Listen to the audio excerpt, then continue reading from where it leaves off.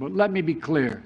Contrary to allegations against Israel made by the International Court of Justice, what's happening is not genocide. We reject that. Presiden Amerika Serikat Joe Biden mengecam Pengadilan Kriminal Internasional atau ICC yang bermarkas di Belanda. Pasalnya, jaksa pengadilan mengajukan surat perintah untuk menangkap Perdana Menteri Israel Benjamin Netanyahu. Dalam pernyataan resminya di Gedung Putih pada Senin 20 Mei, Biden menyebut permohonan jaksa ICC sangat keterlaluan. Sebab Amerika yakin apa yang dilakukan Israel di Gaza bukanlah genosida. Biden juga menegaskan bahwa negaranya akan terus mendukung Israel sampai Hamas dapat dikalahkan. Sebelumnya, Kepala Jaksa ICC Karim Khan resmi mengajukan permohonan surat penangkapan terhadap sejumlah pemimpin Israel dan Hamas. Pemimpin Israel yang dimaksud adalah Perdana Menteri Benjamin Netanyahu dan Menteri Pertahanan Yoav Gallant. Mereka dituduh bertanggung jawab atas kejahatan perang di Gaza. Sementara petinggi Hamas termasuk Yahya Sinwar dituduh bertanggung jawab atas aksi pembunuhan, kekerasan seksual, dan penyiksaan sandera. Let me be clear. We reject the ICC's application for arrest warrants against Israeli leaders. Whatever these warrants may imply, there is no equivalence between Israel and Hamas. And it's clear Israel wants to do all it can to ensure civilian protection. But let me be clear. Contrary to allegations against Israel made by the International Court of Justice, what's happening is not genocide. We reject that.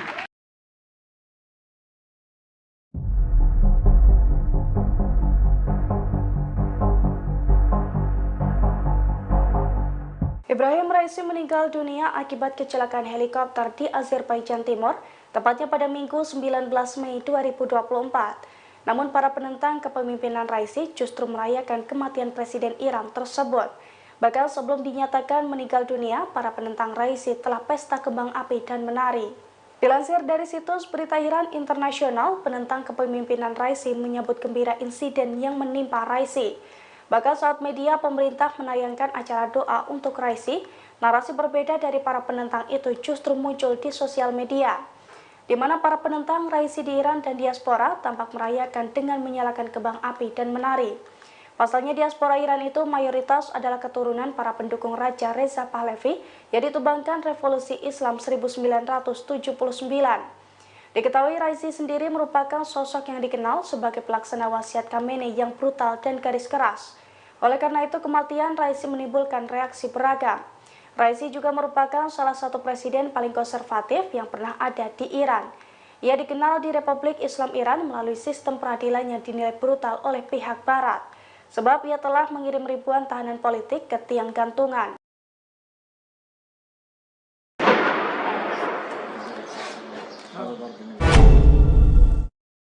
Militan Hamas terlibat bentrok sengit dengan pasukan Israel di sebelah timur kota Jabalia, Gaza Utara. Dalam video yang dirilis pada Selasa 21 Mei, anggota Hamas tampak menyerang helikopter Apache milik Israel. Penyerangan dilakukan menggunakan rudal anti-udara SAM-7. Tidak jelas apakah helikopter itu berhasil ditembak jatuh. Namun di lokasi yang sama, Hamas juga menembak seorang tentara pendudukan Israel.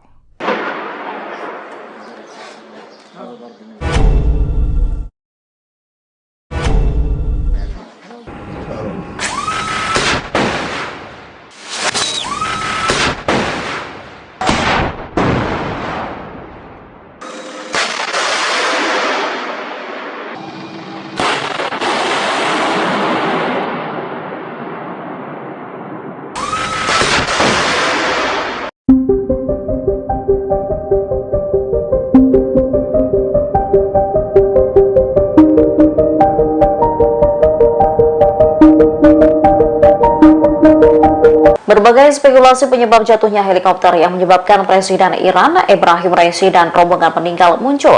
Mantan Menteri Luar Negeri Iran Muhammad Javad Zarif menilai Amerika Serikat ikut bertanggung jawab atas insiden ini. Selain Raisi, kecelakaan itu turut menewaskan Menteri Luar Negeri Iran Hussein Amir Abdullahian, kemudian Gubernur Provinsi Azerbaijan Timur Malik Rahmati dan Mehdi Mousavi, Kepala Tim Pengawal Raisi pada Minggu 19 Mei 2024. Yarif menuduh Amerika Serikat berkontribusi terhadap tragedi tersebut. Pasalnya, Washington sebelumnya memberikan sanksi atas penjualan peralatan penerbangan ke Iran. Sanksi tersebut menghalangi Iran untuk memelihara fasilitas penerbangan secara baik. Yarif menambahkan, kecelakaan itu akan dicatat dalam daftar hitam kejahatan Amerika terhadap bangsa Iran. Diketahui helikopter yang terlibat dalam kecelakaan itu adalah Bell 212. Pesawat berbilah 2 buatan Amerika Serikat ini mampu membawa 15 orang. Helikopter yang berusia sekitar 10 tahun itu sulit dirawat karena sanksi Amerika Serikat sehingga menyulitkan Iran untuk mendapatkan suku cadang atau pesawat baru. Sanksi-sanksi tersebut bahkan berlanjut dan diperluas khususnya menargetkan dugaan program nuklir. The outrageous decision by the ICC prosecutor, Karim Khan, to seek arrest warrants against the democratically elected leaders of Israel is a moral outrage of historic proportions.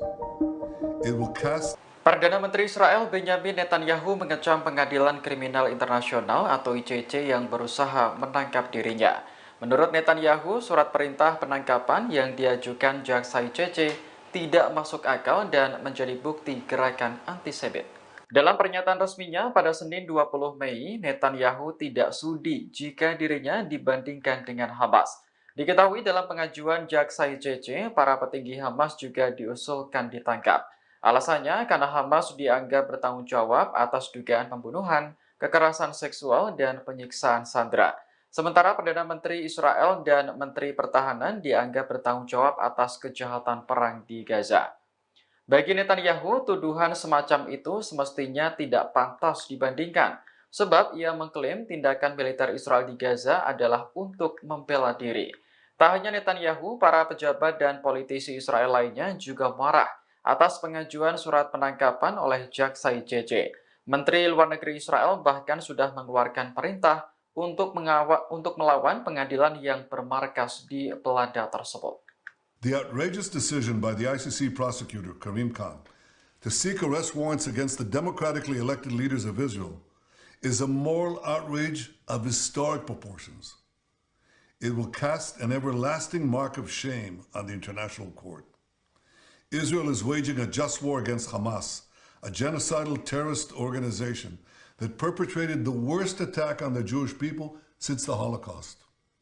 Hamas massacred 1,200 Jews, raped Jewish women, burned Jewish babies, took hundreds hostage. Now, in the face of these horrors, Mr. Khan creates a twisted and false moral equivalence between the leaders of Israel and the henchmen of Hamas. This is like creating a moral equivalence after September 11th between President Bush and Osama bin Laden, or during World War II between FDR and Hitler. What a travesty of justice, what a disgrace. The prosecutor's absurd charges against me and Israel's defense minister are merely an attempt to deny Israel the basic right of self-defense. And I assure you of one thing, this attempt will utterly fail. 80 years ago, the Jewish people were totally defenseless against our enemies. Those days are over. Now the Jewish people have a state, and we have an army to defend our state.